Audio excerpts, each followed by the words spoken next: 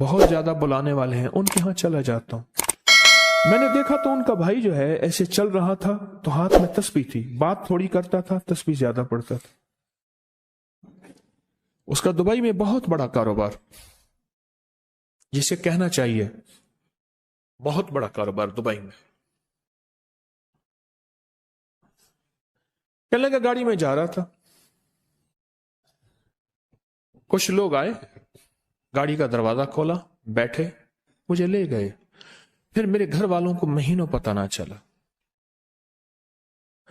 اور اس کے بعد بڑی اذیتوں کے بعد میں چھوٹا۔ اب وہاں بیٹھ کے پھر اللہ ہی تھا تنہائی میں، اور تو کوئی تھا ہی نہیں۔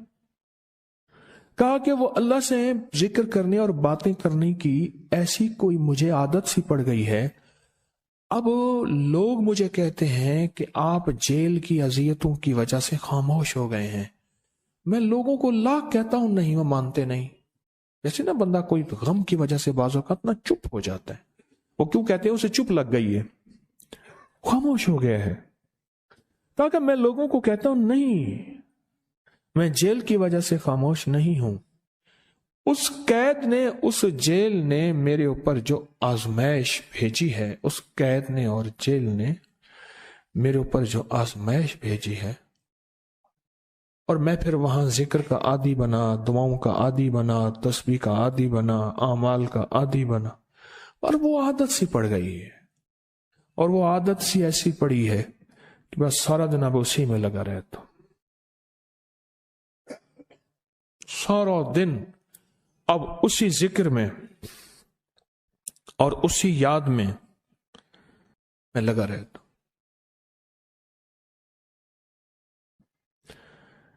کہیں ایسا نہ ہو ہم بھی اگر ذکر سے غافل ہوئے، تسبیح سے غافل ہوئے، خدا نہ خواستہ ایسی آزمائش آ جائے، اور پھر ہم ذکر اور تسبیح اور اعمال کے عادی بن جائیں، اللہ سے عافیت مانگے۔ اور اگر ہماری زبانوں پہ تسبیح ذکر آ گیا ہے عافیت کے دنوں میں، تو سمجھ لیں یہ اس کی عطا ہے، یہ اس کی نعمت ہے، یہ اس کی کریمی ہے، یہ اس کا فضل ہے۔ اس نے بہت بڑی آزمائش سے پہلے ہمارے اوپر اتنا کرم کر دیا، اس کا بہت بڑا کرم ہے۔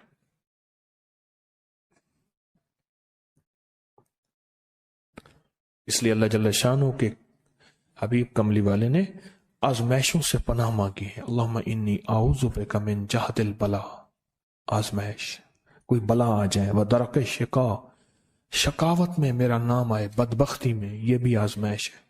وسوء القضاء، میرے لیے ایسے فیصلے ہونا شروع ہو جائیں جو مجھے برباد کر دیں، ایک کے بعد دوسرا میرے حق میں فیصلہ، میرے خلاف فیصلے سارے۔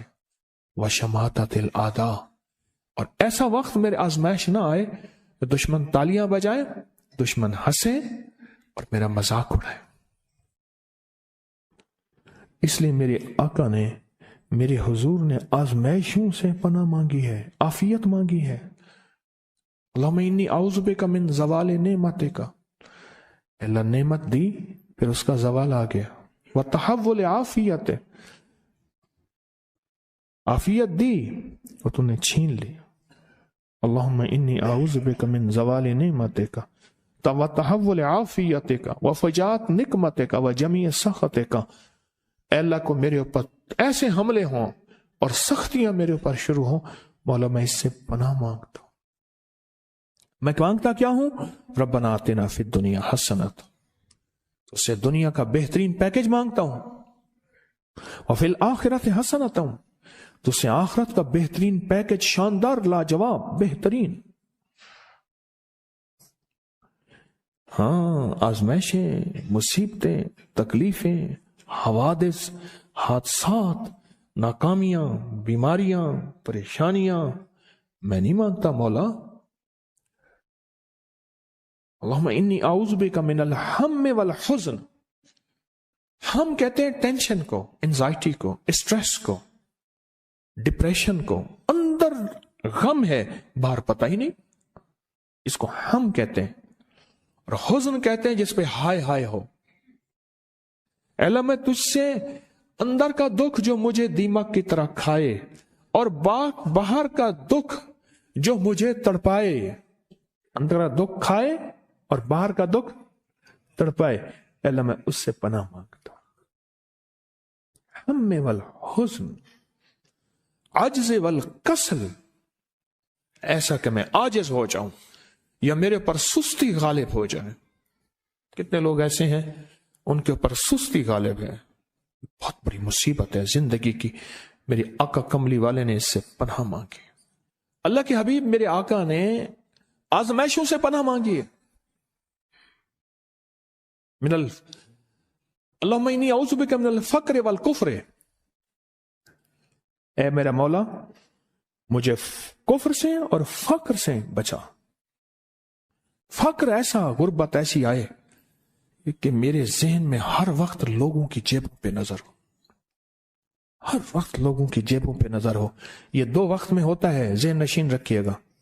اس فقیر کا تجربہ ہے، ایک جب طمع بڑھ جاتا ہے، لالچ بڑھ جاتی ہے، اس وقت لوگوں کی جیبوں پہ نظر ہوتی ہے۔ جب فقر بڑھ جاتا ہے، غربت اور تنگ دستی اور فقیری بڑھ جاتی ہے، پھر لوگوں کی جیبوں پہ نظر اس کی ہوتی ہے اور اللہ کے خزانوں پہ نظر نہیں ہوتی یا کم ہوتی۔ اے میرا مولا مجھے فقر سے بچا اور کفر سے بچا، کہ ایسا وقت نہ آئے میں اپنا دین بیچ بیٹھوں، اپنا ایمان بیچ بیٹھوں۔ ہمارے ایک مخلص تھے عبد الوحید سلیمانی صاحب رحمۃ اللہ علیہ، کہنے لگے انارکلی میں میرا ایک دوست تھا، تو میں اس دوست کے ساتھ زندگی گزری، پنجاب یونیورسٹی میں اکٹھے پڑھتے تھے۔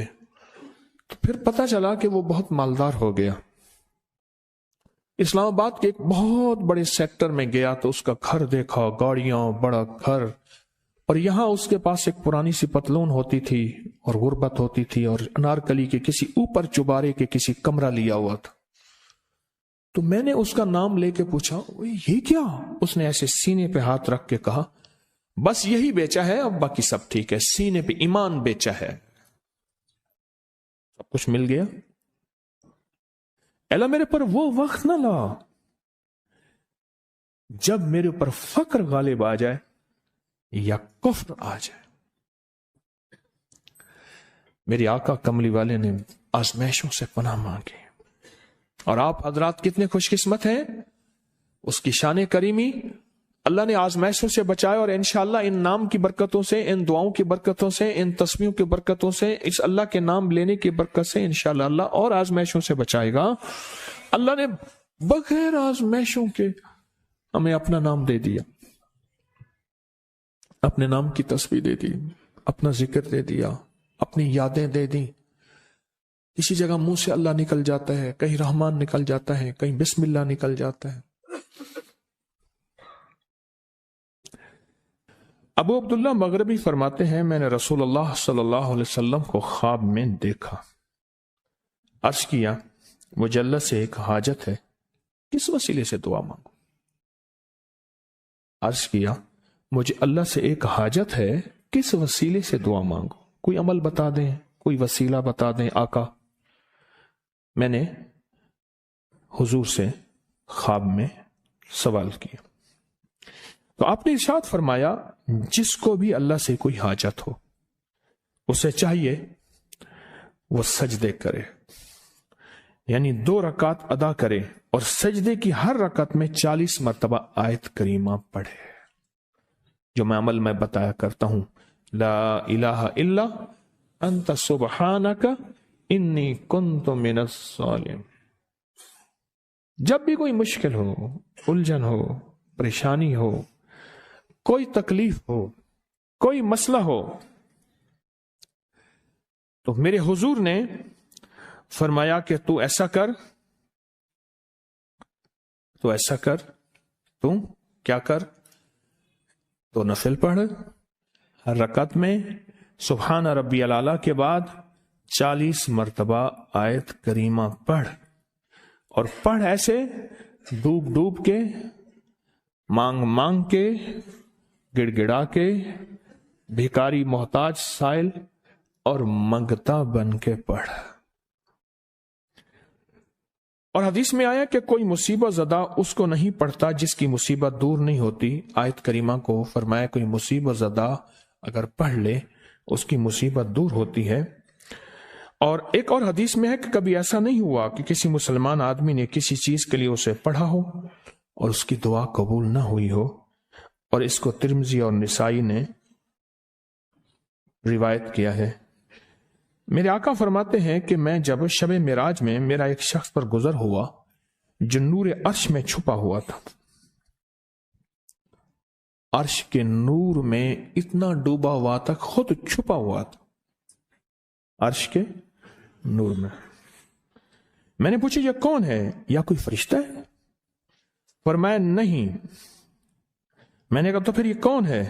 فرمایا ایک انسان ہے،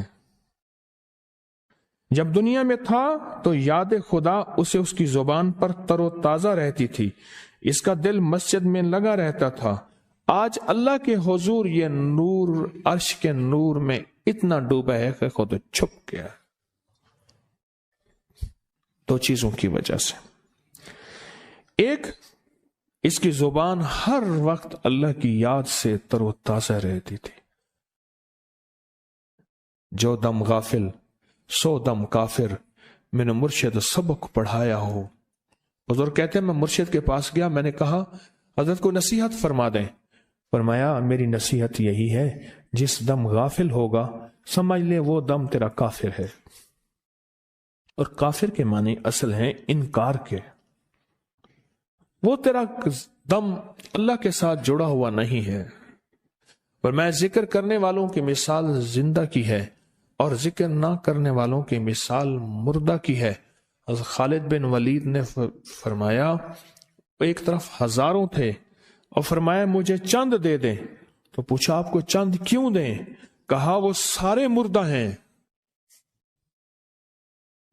وہ کلمہ پڑھنے والے نہیں تھے، وہ سارے مردہ ہیں، مجھے چند کلمہ پڑھنے والے دے دیں، یہ سارے زندہ ہیں اور یہ غالب آئیں گے۔ اور یہی ہوا، اور یہ کلمہ پڑھنے والے غالب آ گئے۔ آپ نے فرمایا کہ غافلوں کے درمیان اللہ کی یاد میں لگا رہنے والا ایسا ہے جیسے خود